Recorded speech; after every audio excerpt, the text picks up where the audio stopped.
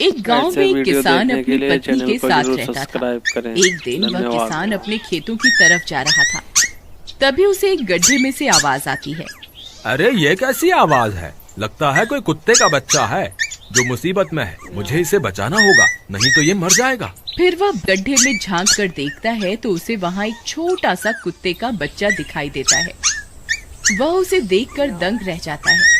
उसका रंग नीला होता है। ये तो कोई कुत्ते का बच्चा लगता है, लेकिन ये तो नीले रंग का है। मैंने तो इससे पहले कभी भी नीले रंग का कुत्ता नहीं देखा। इसे घर ले चलता हूँ, सुमन तो इसे देखकर बहुत खुश हो जाएगी। फिर वह किसान उस बच्चे को निकालता है और अपने साथ लेकर घर की ओर चल देता है। अरे सुमन, जल्दी बाहर आओ, देखो मैं तुम्हारे लिए क्या लाया हूँ। तभी उसकी पत्नी बाहर आती है और कुत्ते के बच्चे को किसान के हाथ में देखकर चौंक जाती है। हाय, कितना प्यारा है, ये तो नीले रंग का है। अजी, ये आपको कहाँ से मिला? क्या मैं इसे अपने साथ रख सकती हूँ? मुझे बचपन से एक कुत्ते के बच्चे को पालने का बहुत शौक था। हाँ हाँ, क्यों नहीं, मैं इसे तुम्हारे लिए ही तो लाया हूँ। लेकिन ये आपको मिला कहाँ से? मैं खेत की तरफ जा रहा था, तभी अचानक गड्ढे से इसके रोने की आवाज आई। मैंने झांक कर देखा तो मुझे ये उसमें पड़ा हुआ मिला। ये जरूर भूखा होगा, तुम इसे कुछ खाने को दे दो। इतना बोलकर किसान वहाँ से चला जाता है। फिर सुमन उसकी खूब देखभाल करती है। वह दिन भर उसके साथ खेलता कूदता है। सुमन भी उसे पाकर बहुत खुश थी। वह कुत्ता पूरे गांव में आकर्षण का केंद्र था। वह जब भी गांव में घूमने निकलता, सारे गांव वालों की नजर उसी पर टिक जाती थी, क्योंकि किसी ने भी नीले रंग का कुत्ता पहले अपनी जिंदगी में कभी भी नहीं देखा था। अरे हरिया, देख तो, ये उसी किसान का पिल्ला है। तूने कभी नीले रंग का कुत्ता देखा है क्या? नहीं भाई, मैंने तो पहली बार ऐसा कुत्ता देखा है। लेकिन ये इस किसान को मिला कहाँ से? इतना अनोखा कुत्ता खरीदने की हैसियत तो इस किसान की है नहीं। अरे भाई, इससे तो ये किसी गड्ढे में पड़ा हुआ मिला था। मुझे तो लगता है जरूर ही ये कोई जादुई कुत्ता है। तुम्हें क्या लगता है बाजार में इसकी क्या कीमत होगी? भाई, ये तो नायाब चीज है, ये तो अनमोल होगा। इसके हमें मुंह मांगे पैसे मिलेंगे। भाई, हर नायाब चीज पर तो सिर्फ हमारा ही अधिकार है। देर किस बात की, आज रात को ही इसे किसान के घर से चुरा लेंगे। रात होने पर किसान और उसकी पत्नी घर में सो रहे होते हैं। तभी लल्लन और हरिया किसान के घर में घुस जाते हैं और नीलू को बहलाने फुसलाने लगते हैं। ले ले बेटा, बिस्कुट खा ले, ले ले ले ले ले ले, आजा आजा। वह झट से उसे बोरे में कैद कर लेते हैं और वहाँ से 9-2-11 हो जाते हैं और भागकर अपने घर आ जाते हैं। हरिया भाई, एक काम तो पूरा हो गया, बस अब इसे शहर जाकर किसी को बेचना बाकी है।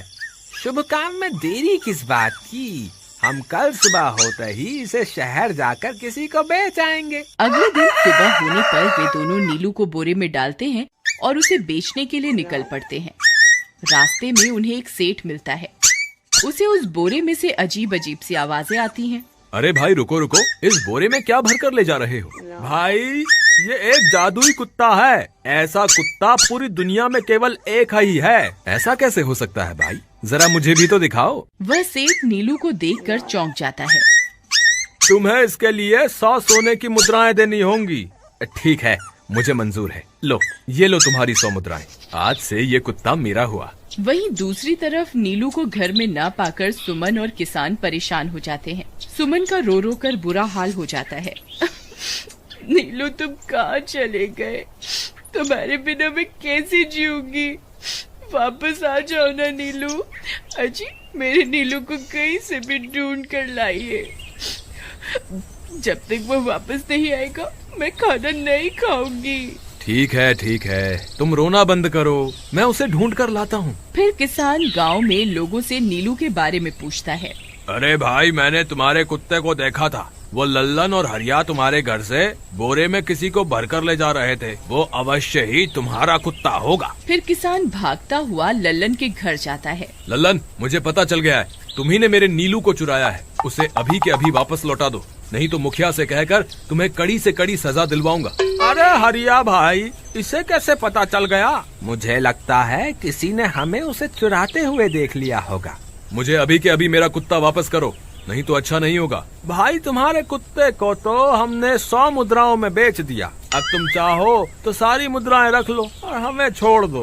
नहीं नहीं, मुझे मेरा कुत्ता ही चाहिए। तुम्हारे पास कल सुबह तक का वक्त है, कैसे भी करके उस व्यापारी को ढूंढो और मुझे मेरा कुत्ता वापस ला कर दो, नहीं तो जेल जाने के लिए तैयार हो जाओ। इतना बोलकर किसान वहाँ से चला जाता है।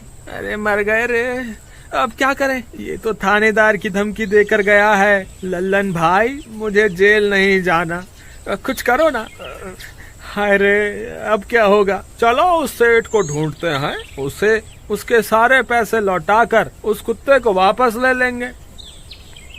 वे दोनों उस सेठ की तलाश में निकल पड़ते हैं, लेकिन बहुत देर तक ढूंढने पर भी उन्हें वह सेठ नहीं मिलता।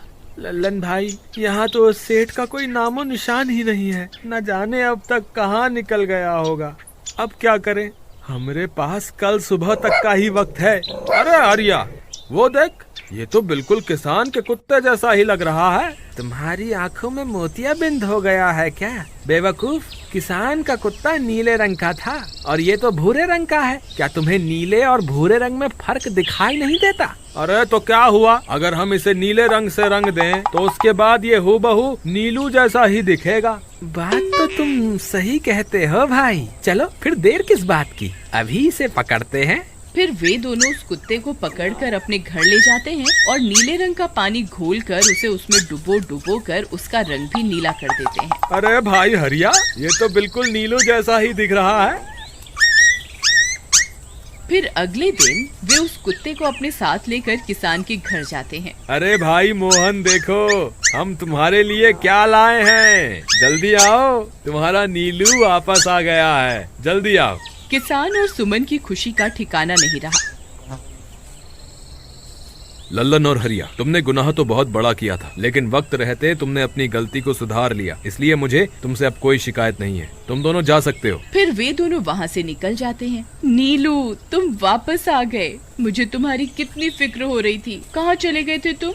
हाँ, आज के बाद मैं तुम्हें कभी अकेला नहीं छोड़ूंगी। मेरा नीलू इतने दिनों बाद घर आया है, इतना गंदा भी हो गया है। चलो अब हम नहाई करेंगे। फिर सुमन उसे नहलाने लगती है। अले मेरा नीलू नहाई करेगा, इतना गंदा हो गया है। पानी उसके ऊपर पड़ते ही वह कुत्ता छटपटाने लगता है।